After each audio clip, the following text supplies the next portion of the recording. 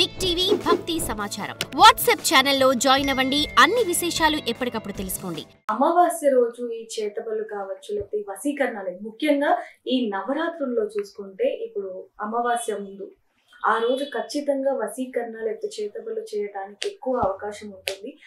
ఆ అమావాస్య రోజు కనుక చేస్తే దాని ఫలితం ఎక్కువగా ఉంటుంది అని కొంతమంది అంటున్నారు. దాంట్లో వాస్తవం ఉందంటారు. క్షుద్ర దేవతల పూజలు ఉంటాయి కదమ్మా. ఇప్పుడు దేవుడు నువ్వు అనుకుంటాం కదా, రాముడు అని చెప్తున్నావు కదా. రాముడు ఆటోమేటిక్ రావణాసుడు ఉన్నట్టే కదా. రాముడు మాత్రమే ఉండి రావణాసుడు లేడంటే ఎట్టా?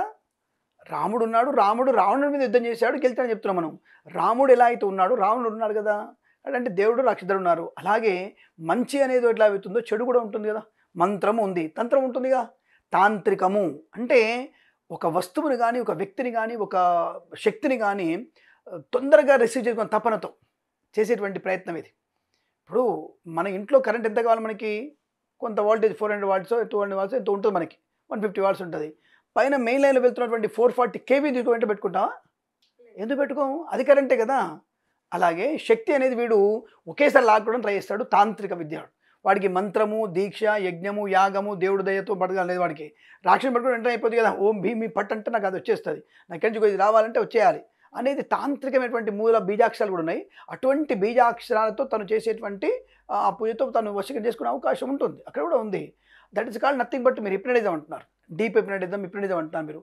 అదే డీప్ హిప్నటిజమే తాంత్రికము, మాంత్రికం అని చెప్తున్నాం మేము కూడా. అని లేదని చెప్పడానికి లేదు. కాబట్టి ఖచ్చితంగా మీకు అటువంటిది ఉన్నది, దానివల్ల ప్రభావం ఉంటుంది. అయితే ఇప్పుడు అంత పర్ఫెక్ట్గా చేసేవాళ్ళు ఎవరు లేరు. ఇప్పుడు ఒకప్పుడు చేసేటువంటి ఒక విద్య, అప్పట్లో ఈ తాంత్రికం ఎందుకుంది స్వామి, అసలు ఎందుకు అప్ చేశారంటే చెడ్డవాళ్ళ నాశనం చేయడానికి. ఇప్పుడు చెడ్డవాళ్ళు చాలామంది ఉంటారు, వాడిని అత్యశం కొట్టడానికి అవకాశం లేకపోతే చెడు వ్యక్తులు, ఇప్పుడు సపోజ్ రజాకారు ఉన్నారు, రజాకారుని చంపాలంటే వాడిని నేరుగా పోయి చంపలేక ఇటువంటి తాంత్రిక విద్య చంపేద్దాం అనేటువంటి భావంతో ఉన్న వాళ్ళు ఉన్నారు. ఇప్పుడు ఈ 100 ఏళ్లలో నేర్చుకున్న వాళ్ళు ఎవరు లేరు. అంతకుముందు అంత గరిష్టంగా ఉండేది. వాడి స్వార్థం కోసం ఎప్పుడు అటువంటి తాంత్రిక చదువుకోవాలి. కానీ ఈ రోజుల్లో ఇప్పుడు వాడు చదువుకుంటారు కాబట్టి ఆ సబ్జెక్ట్ అనేది ఇంకా పూర్తిగా రాలా ఎవరికి. సరే సగం చేయబట్టి ఆ సగమే ఇటువంటి తలకాయ నొప్పులు, వాడు సూసైడ్ చేసుకోవడం, వాడి పళ్ళు కట్టుకోవడం, కొట్టేసుకోవడం, ఇట్లాంటివన్నీ జరుగుతున్నాయి. కాబట్టి పూర్తిగా చేసేవాళ్ళు లేరు. బట్ మీకు ఇంకొకటి సాక్ష్యాధారాలు కావాలంటే మన ఫేమస్ నవల రచయిత ఎండమూరి వీరేంద్రనాథ్ గారు, మీకు చెప్పే ఉంటుంది నేను, ఆయన రాసినటువంటి తులసిదళ నవల ఒకటి ఉంది. తులసిదళం మీకు ధైర్యం ఉంటే ఎప్పుడైనా రాత్రిపూట, రేపు వచ్చి అమావాస్య రోజు రాత్రిపూట చదవండి. మీరు నైట్ లైట్ ఆఫ్ చేసుకొని చదవండి, లైట్లు పెట్టుకొని, మళ్ళీ పుస్తకం లైట్ పెట్టుకొని. మీరు కనుక ధైర్యంగా ఉన్నాను గురుగారు అంటే నేను అప్పుడు మాట్లాడతాను మీతో నేను. సో తులసిదళం పేజ్ నాకు తెలిసి 178 పేజ్ 158 పేజీలో ఉంది. ఆయన ఒరిస్సాకి వెళ్ళి అక్కడ తాంత్రిక జరుగుతున్నా చూశాడు ఆయన. ఎండమూరి వీరేంద్ర పేరు చెప్తాను, అందుకే నేను ఏదో అనామకుల పేరు చెప్పట్లా. సుప్రసిద్ధమైనటువంటి నవల రచయిత వీరేంద్ర గారు ఆయన పుస్తకంలో తులసిదళ నవలలో రాశాడు. నేను ప్రత్యక్షంగా అక్కడికి వెళ్ళాను, బీహార్ ఒరిస్సా సంథింగ్ వెళ్తే అక్కడ శివాల మీద పూజలు చేయడం అనేది చూశాడు ఆయన. గగ్గురు పడుతున్నాడు, ఒళ్ళు గగ్గురు పడుతున్నాడు ఆయనకి. సో అటువంటివి ఉన్నాయి, లేమని కాదు. బట్ ఇప్పటి కాలంలో అవి లేవు. కాబట్టి అమావాస్య రోజున అటువంటివి చేస్తే ఫలిస్తాయి అనే విషయం వాస్తవం. దానివల్ల ప్రయోజనం కూడా ఉంటుంది. కానీ వ్యక్తిగత ప్రయోజనం కన్నా లోక కళ్యాణ ప్రయోజనానికి ఉపయోగిస్తే మంచిది. ఉపయోగించే వాళ్ళు లేరు కాబట్టి అది ఆ చదువు మధ్యలో నాశనం అయిపోతూ ఉంది అంతవరకు.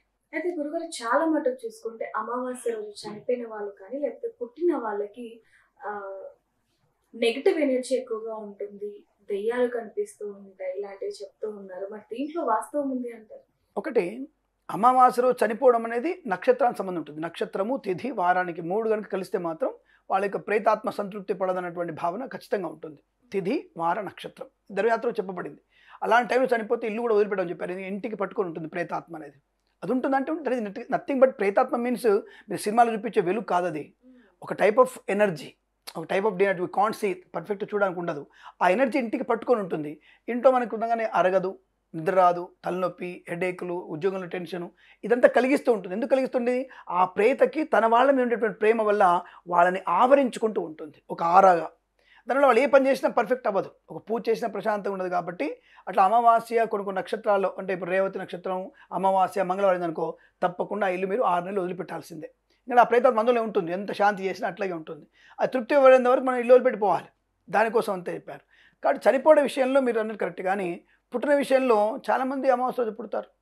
మరి ఇదే అన్నట్టు అనుకుంటున్న వ్యక్తులు, అమావాస్య పుట్టిన వాళ్ళకి నెగిటివ్ అనేటువంటి అన్న వాళ్ళకి మరి దీపావళి రోజున అమ్మవారు ఎలా పుట్టింది? అమావాస్య పుట్టగానే ఆడపిల్ల పుట్టింది, అమావాస్య లక్ష్మీదేవి పుట్టింది ఎలా అన్నారు మీరు?